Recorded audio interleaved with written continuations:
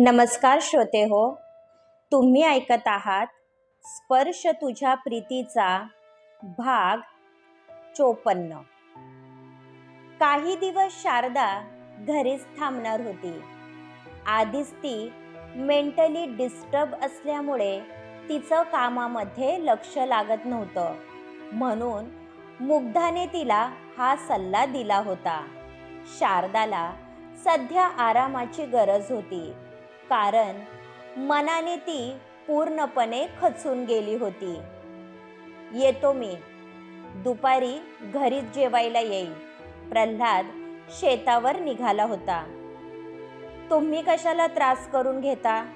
आज मी घरीच आहे, म्हणून मीच टिफिन घेऊन येते, शारदा म्हणाली. तसा तो मंद हसला. पाहिलं प्रल्हाद, तुझ्या बायकोचं तुझ्यावर किती प्रेम आहे. तिला पण शेतीची कामं शिकव, म्हणजे तुझा दिवस चांगला जाईल, छाया मामी म्हणाली. तसे दोघेही मंद हसले. प्रल्हाद दरवाजाच्या दिशेने निघाला तसा पिंट्या आणि विकास दरवाजातून आतमध्ये आले. तुझ्या बायकोची तब्येत कशी आहे? काही मदत लागली तर सांगत जा. मी घरी नसलो तरी तुझी वहिनी आहे, प्रल्हाद आपुलकीने म्हणाला. तसा पिंट्या रडायला लागला व त्याचे दोन्ही पाय धरले. अरे, हे काय करत आहेस? उठ पाहू. प्रल्हादला त्याच्या अशा वागण्याचा अर्थ समजत नव्हता. शारदा आणि सुलोचनाबाई एकमेकांच्या तोंडाकडे पाहू लागल्या. मला माफ कर दादा, मी तुझा गुन्हेगार आहे, पिंट्या हात जोडत म्हणाला. तसं प्रल्हादने त्याला उभं केलं. झालंय तरी काय, सांगशील? प्रल्हादने विचारलं. आधी समद्या गावाला जमा कर. सोमनाथ किती नीच माणूस आहे हे अख्ख्या गावाला समजलं पाहिजे. अक्षय आणि सोनालीने पिंट्याचं बोलणं ऐकलं होतं, त्यामुळे अक्षयला धडकी भरली होती. कारण आपलं बिंग फुटणार तर नाही ना, याची त्यांना धास्ती लागली होती. आधीच पिंट्याने विकासला आपल्या बाजूने केलं होतं. तो पण पिंट्यासारखा गरीब होता, म्हणून त्याला सोमनाथचं वागणं पटलं नव्हतं. गावचे पोलीस पाटील मोहोळ आणि गावची जाणती मंडळी एकत्र जमा झाले. समद ठीक तर आहे ना? आम्हाला असं तातडीने का बोलावलं? पोलीस पाटील मोहोळ यांनी विचारलं. सांगतो आप्पा, आजपर्यंत मी सोमनाथला चांगला मित्र समजत होतो, म्हणून त्याच्या प्रत्येक वाईट कृत्यामध्ये मी त्याला साथ दिली. पण काल जेव्हा मला त्याची गरज होती, तेव्हा त्याला स्वतःची झोप गरजेची होती. अशा स्वार्थी मित्रापेक्षा दुश्मन परवडले, जे पाठीत वार तरी करत नाही. तू त्याला अजिबात सोडू नको दादा, तो तुमचा गुन्हेगार आहे. पिंट्याला नक्की काय सांगायचं आहे हे कोणालाही समजत नव्हते. अरे, पण झालं तरी काय, ते तर सांगशील? प्रल्हादला उत्सुकता लागून राहिली होती. ज्या दिवशी अवकाळी पाऊस पडला होता, त्यावेळी फक्त तुझ्याच पिकांचं नुकसान कसं झालं याचं कारण विचारणार नाही, पिंट्या म्हणाला. तसा सोमनाथ धावतच त्या दिशेला आला. त्याला आधीच या सर्वांची भनक लागली होती. पिंट्या, थोबाड बंद ठेवायचं, नाहीतर इथेच तुझा मुर्दा पाडल, सोमनाथ दात ओठ खात म्हणाला. तुझ्या या भेकड धमक्यांना मी जुमानत नाही, कारण तू फक्त म्होरक्यापणा करण्यात पटाईत आहे. तुझ्यामध्ये थोडा सुद्धा दम नाही. आज तुझं पितळ उघड केल्याशिवाय मी शांत बसणार नाही. पिंट्या त्याचं ऐकणार नव्हता. तसा सोमनाथ त्याच्या अंगावर धावून गेला. तसं गावातील पोरांनी त्याला पकडून ठेवलं. बोल पिंट्या, काय बोलायचं होतं तुला? गायकवाड यांनी विचारलं.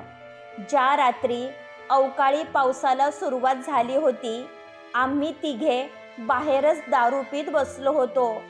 सोमनाथला माहीत होतं की प्रल्हाद दादाच्या जमिनीचं पाणी त्याच्या शेतातून जातं, म्हणून या हरामखोराने पाणी अडवण्यासाठी बांध बांधला. त्यामुळे प्रल्हाद दादाच्या शेतीचं नुकसान झालं. कोणाला संशय यायला नको म्हणून या हरामखोराने सकाळी लवकर उठून बांध काढून टाकला. मला तर या गोष्टीचं वाईट वाटतं की या हलकट माणसाच्या वाईट कृत्यामुळे मी आणि विकासने याला मदत केली. तुम्ही याच्यासोबत आम्हाला शिक्षा केली तरी आम्हाला वाईट वाटणार नाही, पण तुम्ही याला सोडू नका. पैशासाठी हा कोणाचा जीव घ्यायलाही कमी नाही करणार, पिंट्याने सांगितले. तशा प्रल्हादच्या हाताच्या मुठी आवळल्या गेल्या. यावेळी त्याच्या डोळ्यांमध्ये अंगार फुलला होता. 6 महिने कष्ट घेऊन त्याने जे पीक उगवलं होतं ते सोमनाथच्या एकाच चुकीमुळे माती मोलात मिळालं होतं, जे कोणत्याही शेतकरी कधी सहन करू शकत नव्हता. तुझ्या तर, प्रल्हादने सोमनाथची कॉलर पकडली व त्याला बेदम मारायला सुरुवात केली. यावेळी प्रल्हादचा राग पाहून शारदा सुद्धा घाबरली होती.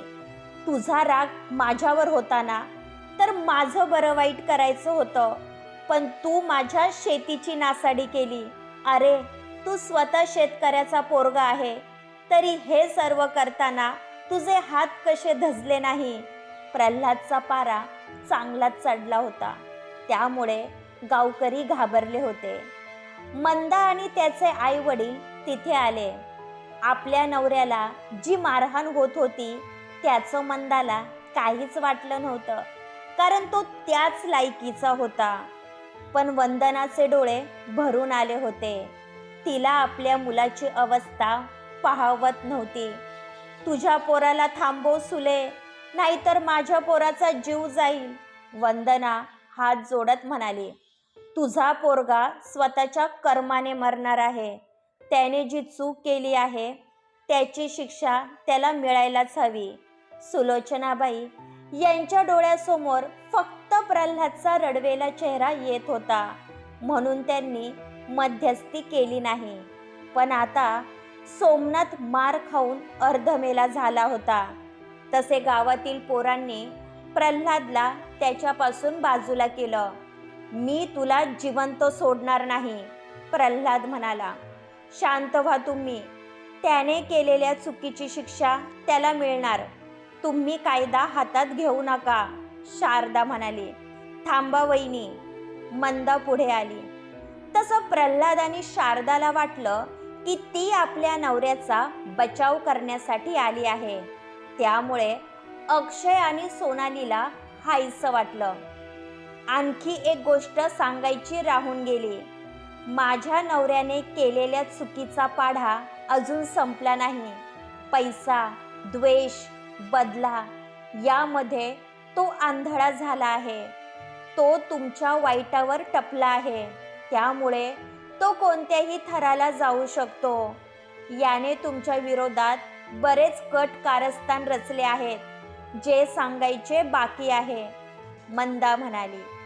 आता सोमनाथ सोबत अक्षय आणि सोनाली सुद्धा घाबरले होते, कारण आता आपलं बिंग फुटणार हे त्यांना कळून चुकलं होतं.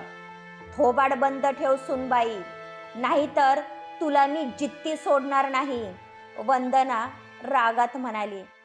तुमच्या या अशाच वागण्यामुळे तुमचा मुलगा बिघडला आहे. जेव्हा पाहावं तेव्हा त्याला पाठीशी घालत असता, म्हणून त्याच्या चुकीला बढावा मिळाला आहे. खरं तर जितका गुन्हेगार माझा नवरा आहे ना, त्यापेक्षा कैक पटीने जास्त तुम्ही गुन्हेगार आहात. तुमच्यामुळे तो वाया गेला आहे. मला स्वतःच्या जीवाची फिकीर नाही. तुम्हाला पण स्वतःच्या पोरासोबत जेलमध्ये खडी फोडायची असेल तर आत्ताच्या आत्ता माझा जीव घ्या, माझी काहीच हरकत नाही. यावेळी मंदा कोणालाही जुमानत नव्हती. मी तुझ्या पाया पडतो सुनबाई, एक शब्दही बोलू नको, नाहीतर तुझा नवरा जेलमध्ये जाईल, एकनाथ हात जोडत म्हणाले. हा विचार तुमच्या मुलाने आधीच करायला हवा होता.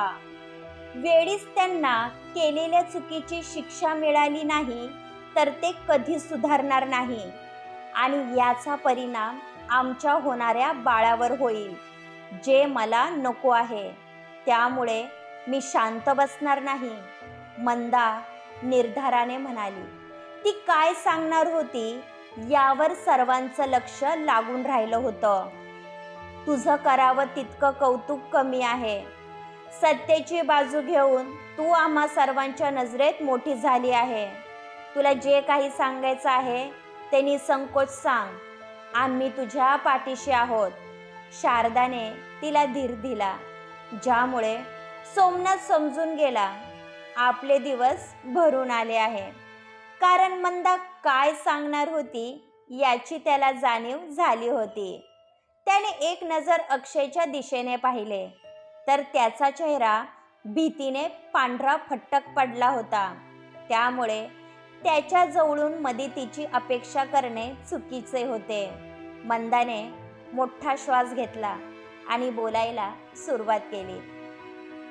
माझ्या नवऱ्याचा आधीपासून तुमच्या जमिनीवर डोळा होता.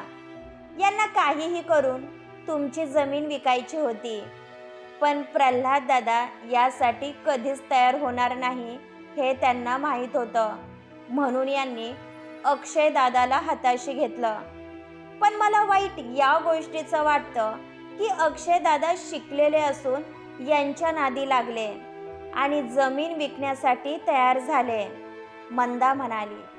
तशी अक्षयने खाली मान घातली, कारण त्यावेळी तिथे अख्खा गाव उपस्थित होता. त्याला अजूनही आपण केलेल्या चुकीचा पस्तावा होत नव्हता. पण मंदा पुढे जे काही सांगणार होती त्यामुळे अक्षयला कुठेच तोंड दाखवायला जागा शिल्लक राहणार नव्हती. क्रमश पुढील भाग ऐकण्यासाठी आमच्या चॅनलला सबस्क्राईब करा. धन्यवाद.